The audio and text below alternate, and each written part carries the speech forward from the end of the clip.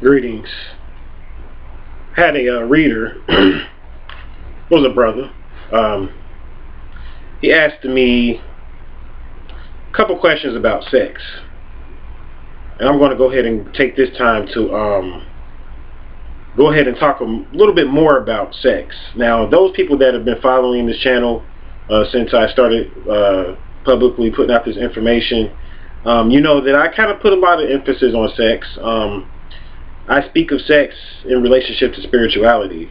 I believe that when one is fueled with the Holy Spirit, this means that they are in connection with their higher aspect of their sexuality.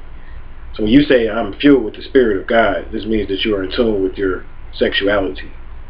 This is how I view it. I view sex as being spiritual. I further believe that sex is chi, sexual energy is chi, and can be used to experience very heightened states of consciousness, very heavenly states of consciousness. When you talk about being in heaven, you cannot really get to heaven here in the third dimensional matrix without participating in the sexual act.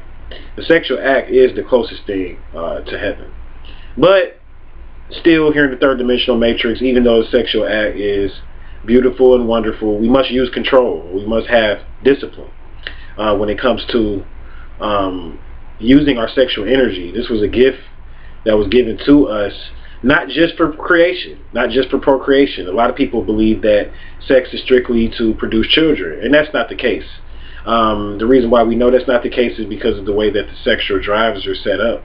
The sexual drives are set up and geared towards more than just producing children. And the fact that a woman can have gratification by having an orgasm and even releasing fluids during the sexual experience proves that there was joy meant by those particular beings that created the sexual act. There was meant to be joy in that act.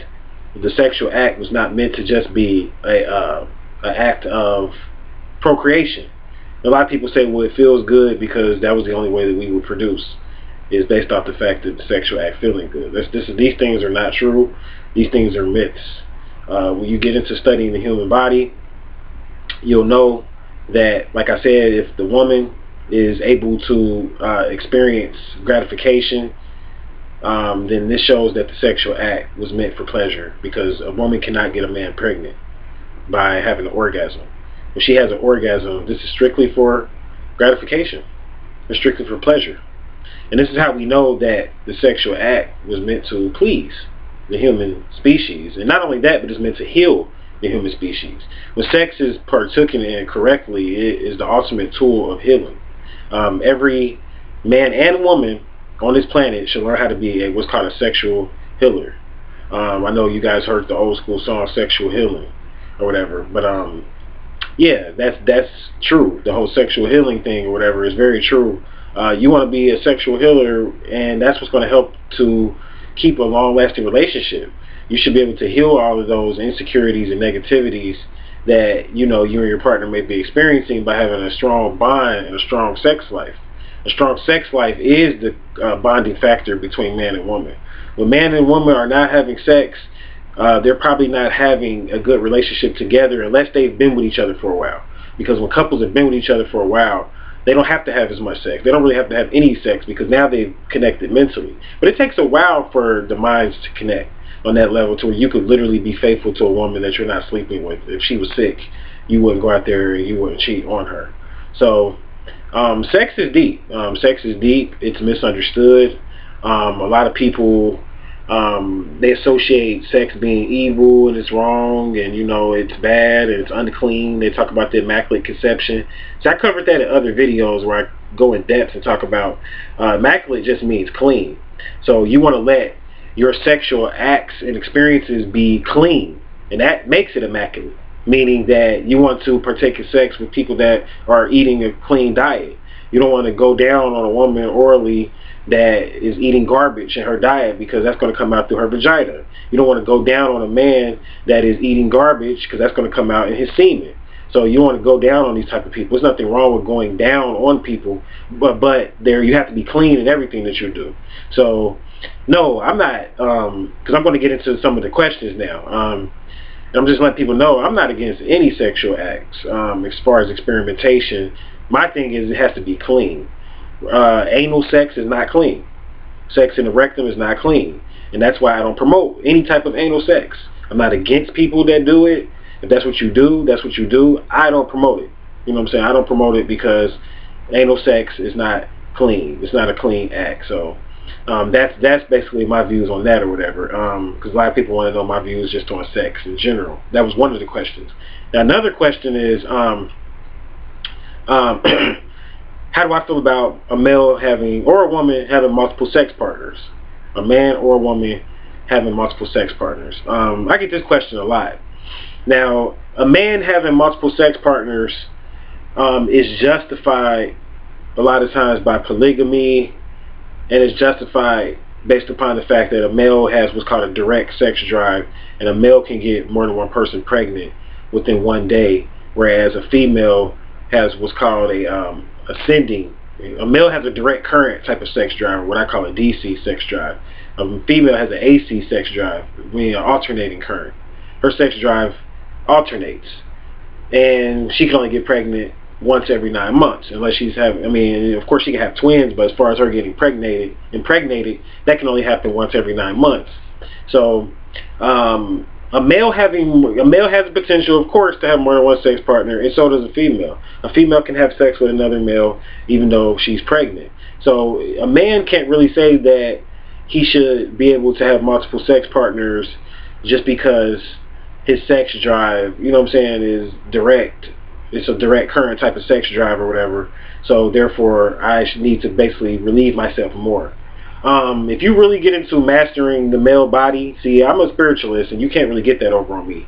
So, nah, you can relieve yourself on a higher level through meditation, through proper breathing, through proper eating. You can channel a lot of that sexual energy, whereas you don't really need, just because you have a direct current sex drive does not mean that you always have to ejaculate and get that energy off and bust a nut, is what they call it or whatever. You can learn how to channel and direct this energy and work with this energy and use it for something higher or something greater. So just because you have a sex drive like that, that just means you're an energy being.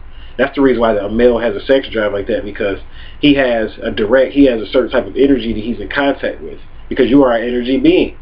Women are energy beings, but they work with a different type of energy. So that's why, your sex drive is like that, because you work with a direct type of energy. You have to learn how to direct that energy into different tasks and different goals. So, no, I don't promote a male having more than one sex partner based off of that. Am I against it or for it? I think that a person can do basically whatever they want to do as far as a male. If a male wants to have more than one sex partner, that's fine, as long as everybody knows what's going on. Meaning that as long as you're not deceiving anybody, beloved, to answer your question, and you don't have a wife or something at home, or some girlfriend that you're saying that you verbally committed to, you contracted to verbally, because when you tell people stuff, that's a contract. A verbal contract is being recorded in the Akashic records. So you verbally tell someone something, you just recorded that in the Akashic records, and it's a part of the contract.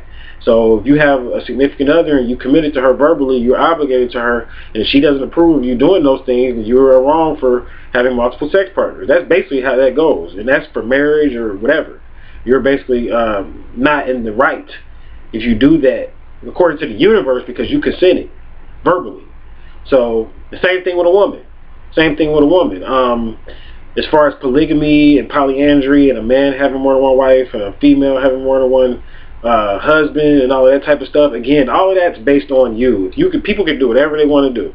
People can do whatever they want to do, and I think that if men can have more than one wife, it should be equal, and women should be able to have more than one husband. I myself personally, publicly, do not get into promoting polygamy. I'm not against it, but I don't do it publicly and teach people to do it, mainly because, for one thing, polygamy is not legal here in the United States, so when people do it, they're doing it under the table. And I know that people are like, well, so what?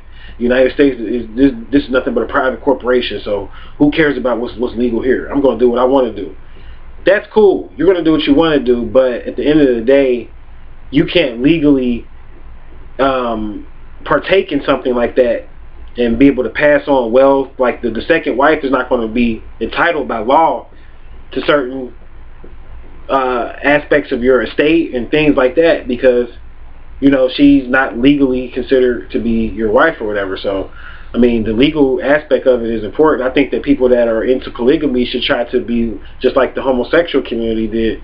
I think that they should try to get rights for people that are into polygamy and polyandry and things like that. Now, I don't. That's just one reason why I don't promote it, because of the legal aspect. Now, another reason why I don't get into polygamy and promoting it is because people aren't mature. People are in the West, and people in general, especially here in the West, are not ready for polygamy. They're not ready for polygamy because they don't really know how the construct works. There's too much jealousy in our relationships. There's too much materialism in our relationships. And there's just too much sexual-centered, lustful type of thinking in our relationships. And most people get into polygamy because they want to gratify the lust gene. See, that's why they're doing it. They want to gratify the lust gene. So, I don't promote it on that level. You know what I'm saying? Polygamy was an economic move. And I agree with it on that level if it was something that a nation formed. Say, for instance, we formed a nation, group of conscious people, we formed a nation. You know what I'm saying? Chinese people, everybody's allowed in this nation. Chinese people, Europeans, Moors, whoever. You know what I'm saying? We're all involved in this nation. And we decide that polygamy is legal. This is an economic move on a national level, because when you do it on a national level, this becomes an economic move, because now people can work in teams. Men and women can work in teams now, and it becomes an economic move. So I'm for it on that level, as far as men and women, as far as on the economic level, because men and women can get ahead financially by working in polygamous situations, and it could benefit men and women actually to be in polygamous situations because of a lot of things. Daycare can get cut out. I mean, there's benefits to it. You know, daycare, food, clothes, you know, passing down clothes versus constantly buying clothes over and over again, because there's more children being raised, and then the woman has that helping hand, you know what I'm saying, as far as helping to raise the children. Say for instance the male, the male in the situation gets one of the women pregnant, the other woman can be out working, providing, and the male could be out working and providing, while the female that is pregnant can be at home and she doesn't have to worry about working a job and stuff like that. So I mean, there's benefits in it. You know what I'm saying? And that's why I'm not against it, because I'm a scientist. But at the end of the day, I know as far as Americans aren't ready for that, because they want to do it for sexual gratification purposes. They don't want to do it for spiritual purposes, and I'm not for it on that level, because if you're doing it to gratify yourself sexually, it's not going to last. It's just like getting married for sex. You can't get married for sex. If you get married for sex, it's not going to last. You have to get married because you love that person. And that's the same way that I feel about polygamy. You know what I'm saying? Like, even if you're marrying more than one person, you have to love these people. I personally believe that there's a soulmate and a twin flame out there for everybody, and a man and a woman should connect with their soulmate and twin flame and build that up. Because if you build that up right, you're straight. I mean, as far as getting into polygamy, people say, well, it's an imbalance in the sexes, and there's more women than men. So polygamy is definitely should be something that's practiced, because, you know, we got to keep the community balanced. I agree with that. But again, those particular people need to form an economic polygamous structure within a social networking community or something, or within a social environment, or within a community. Meaning that it can't just be like a guy saying, I'm going to go out and find a wife, and then he gets married, and then he says, okay, now I'm going to go out and find another wife, and then he gets married, and you guys aren't living within some form of a national community structure.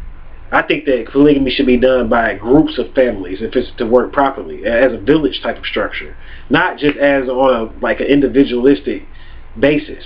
See, this is how Americans are doing polygamy, because America wants to mix up capitalism with polygamy. And that's another thing. Capitalism doesn't work. This is a capitalistic society. And if you want to mix up polygamy with capitalism, that's not going to work. Polygamy was not invented up under a capitalistic doctrine. So you cannot use a capitalistic doctrine to enforce polygamy and to partake in polygamy. It is really something that was really created up under somewhat of a socialistic society, but I use that term very loosely when I say socialistic, because I'm not saying that I promote socialism or anything like that. I'm just saying that that's the type of construct that you would be living up under if you were to successfully live in a society that is pro-polygamous. See, this is the type of stuff your scholars, the people that live in these communities, because a lot of people ask me questions, they're living in these religious communities and they're involved in polygamy and they're living with the other women, and there's 3 women living in an apartment and they're wondering what they should do and stuff like that. I mean, really, if you're doing polygamy right, for one thing, polygamy was, most of it was invented by a woman. You know what I'm saying? In Africa, it was invented up under matriarchy. That's when polygamy came about, up under matriarchy, not patriarchy. See, that's another part that a lot of sisters need to really realize is polygamy was invented up under matriarchy. Women created polygamy. You see, so, and that's very important. And I know this video is not about polygamy, it's about sex, but all of this goes hand in hand or whatever. So it was created, like I said, based upon a communal environment, based upon a socialistic environment. Now, I want to get into another question that was asked about me. Is there negative karma generated by having sex? Is there negative karma generated by having sex? This question was asked of me from the same person. You're judged by your faults, not for them.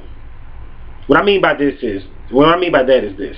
If you have sex and you get an STD, you've been judged.